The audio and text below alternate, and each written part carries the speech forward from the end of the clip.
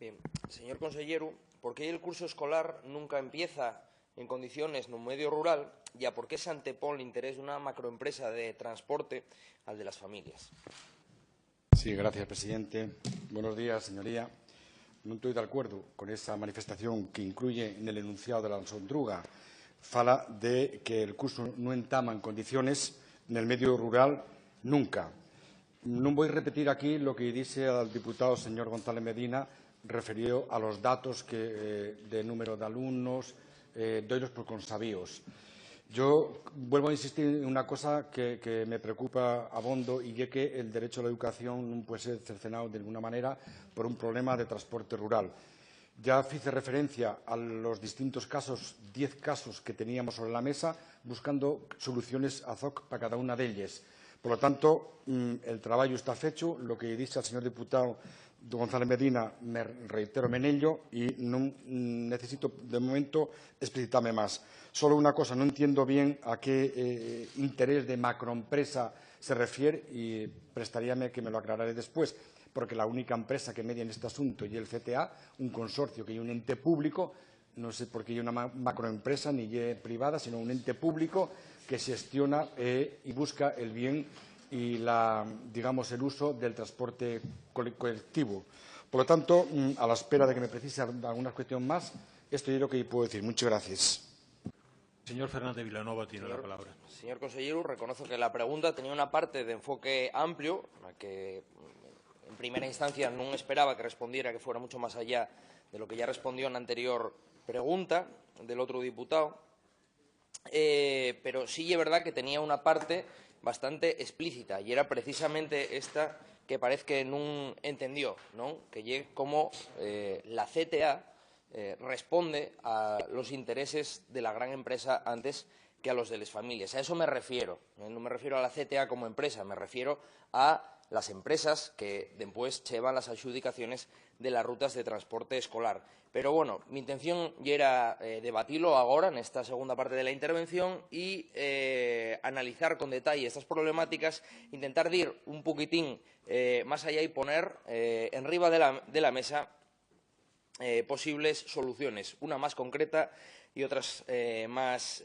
sistémicas, ¿no? Con lo cual, pues bueno, esperemos que las asuma y que pueda dar respuestas efectivas que eviten estos problemas que estamos viendo. Este asunto del que tratamos, el transporte escolar en el medio rural, no es nuevo, ya se expuso previamente, pero a nosotros siempre nos gusta enmarcarlo dentro del debate sobre la distribución de los recursos públicos en el sistema escolar, en el sistema público de educación. Y en este marco de debate gustaríanos recordar un dato que nos sacamos de la su consellería y que ustedes no tenían contemplado, que el gasto público por neno en profesorado de 4.600 euros en el medio rural y de 5.600 en el medio urbano. Esto a través de los datos que ustedes mismos nos transmitieron y que hasta entonces nunca analizaron, ¿no? Y recordar también pues, el rosario de casos que fuimos tratando aquí, Zarreo, Buseco, Cereizal, cantidad de ellos, ¿no?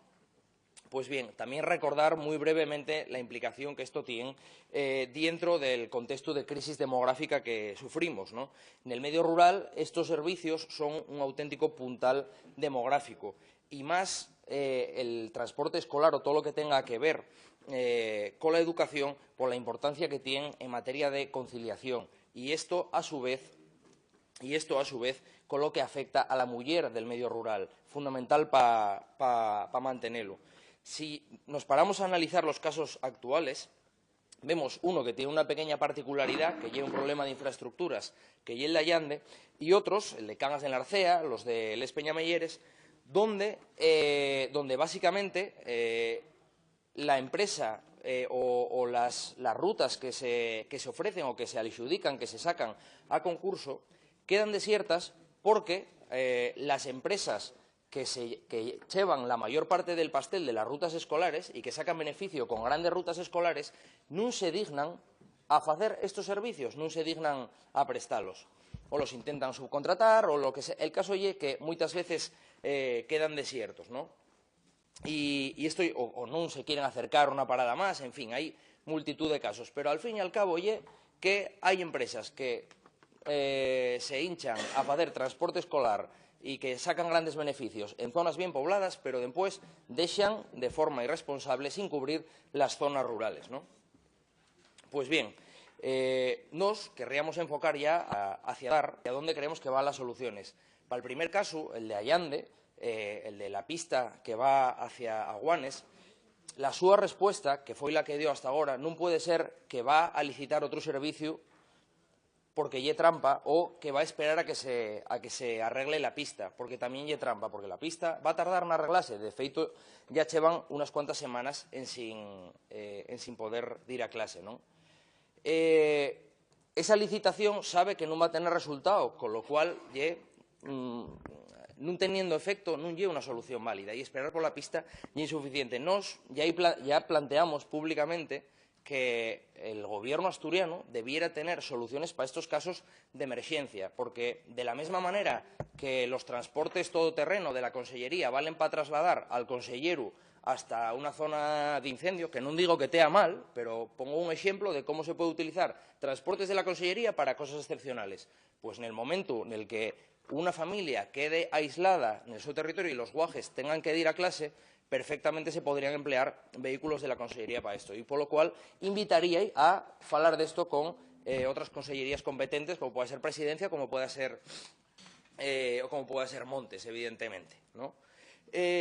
Y sobre la otra cuestión, ¿no?, que es cómo las empresas, la gran empresa que compite por la mayoría del transporte escolar, no es nunca la que recibe la presión de la Administración, sino que al final la presión recae sobre las familias, para que no se olviden esas rutas de transporte escolar, nos lo que planteamos es que se tengan que ofrecer vinculadas y como condición indispensable para llevar la gran adjudicación, la adjudicación xugosa que lle con la que faen el negocio. Esto debería estar enlazado. Y si no asumen el transporte en las zonas rurales, pues entonces que no puedan llevar las grandes rutas y que lo vayan llevando empresas medianas, que seguro que lo faen igual de bien. De feito, tenemos el fenómeno perverso de que muchas veces hay una gran empresa la que lleva una ruta enorme de transporte escolar y después la despieza, la subcontrata con otras empresas pequeñas, con la ineficiencia de gasto que eso supone. Y después hay otra cuestión, que es una cuestión normativa. Muchas veces, a base de letra pequeña, se niega el transporte escolar en muchas zonas rurales especialmente sensibles. Pues bien, nos lo que planteamos es que zonifiquen de determinada forma, que categoricen de alguna manera lo que transporte, lo que serían zonas de especial cuidado en el transporte escolar y que ahí faigan todas las excepciones que se tengan que hacer, que analicen caso por caso y que no se atengan a baremos o a cifras o a datos para algo que al final supondría un coste mínimo y que sin embargo hay que dejar atendido. Y esto permitiría atender todos esos casos sueltos, todo ese regueiro de casos que fuimos viendo a lo largo de la legislatura. Muchas gracias. Gracias, presidente. Bueno, señoría, una intervención bastante constructiva. A ver, una cosa una precisión que quiero hacer. Una cosa que el servicio quede desierto y otra cosa diferente que el vehículo, por ejemplo, non quepa per el camín o per la ruta que tiene que ir. En el caso de Allande, señoría, usted pone alguna propuesta más. Bueno, puede considerarse.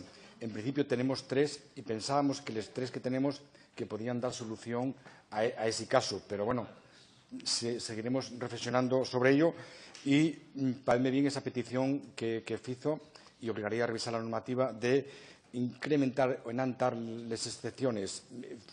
Fíjese, este año hay más de 177 autorizaciones excepcionales que no cumplirían la normativa, pero por razones varias pues, se excepcionen. A mí parece que esa es una vía que efectivamente parece muy razonable y constructiva y que mejoraría, supongo, pues, y aminoraría estos casos con que nos atopamos siempre al entamar el curso. Por lo tanto, tomo nota de esta cuestión y, por lo demás, insisto que nuestro trabajo en este sentido es lograr que todos los alumnos, en cuanto antes, estén en el sitio en que tienen que estar. Muchas gracias, señoría.